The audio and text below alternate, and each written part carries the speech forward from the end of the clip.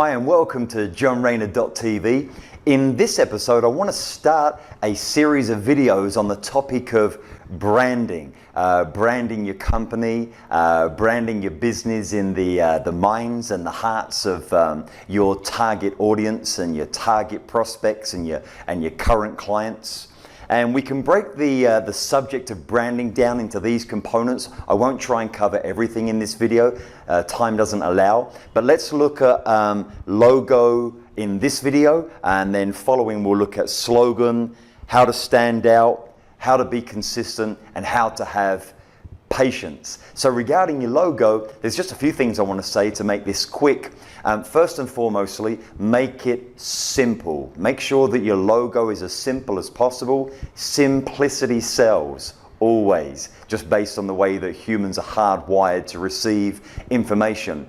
So a complex logo is not the best way to go. Make sure it's simple. Make sure that it represents your products and your services. Right now, my team's building the personal brand of a great leader in the mining space. This person more than 2 decades ago started by digging dirt in underground mines, worked his way up to leadership and executive management of a fantastic mining business, and now wants to be an international influencer online. So we're building a personal brand. So in that particular person's logo, we're keeping it really simple, and we're telling a story by way of like a caricature and an illustration.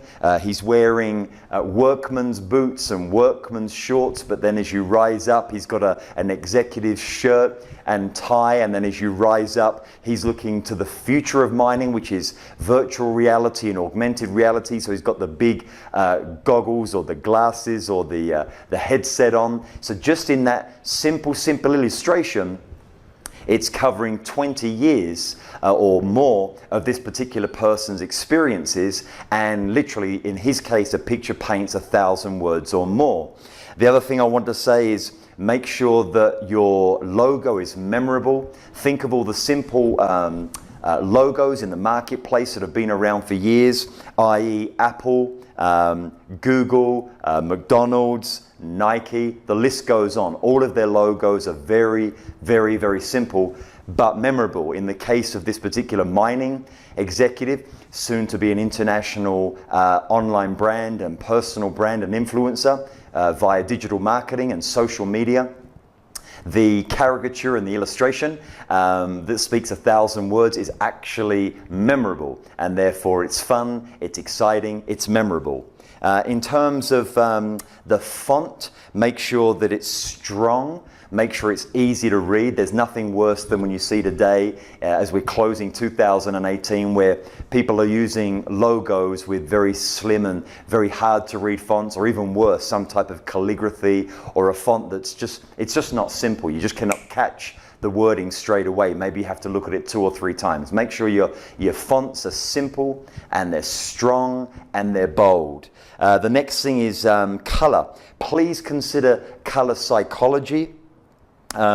Use colors that represent your culture, your products and your services. I remember a business that I started nearly 2 decades ago in conference speaking and training. I wanted to have a strong and an authoritative impact, so we used black, we used red. If you look at color psychology, that's the type of impression that leaves.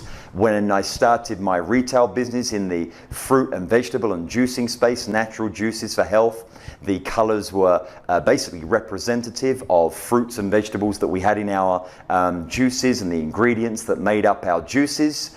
And then with a technology company that I started, we use colors that represent technology with the blues and the whites and the grays. And then when I started JohnRayner.tv, the channel that you're looking at now, we specifically used a very rich orange color. It shows creativity, it shows passion, it shows strategy. We're talking about color psychology. So think about the colors that you use in your brand. Don't just use any color.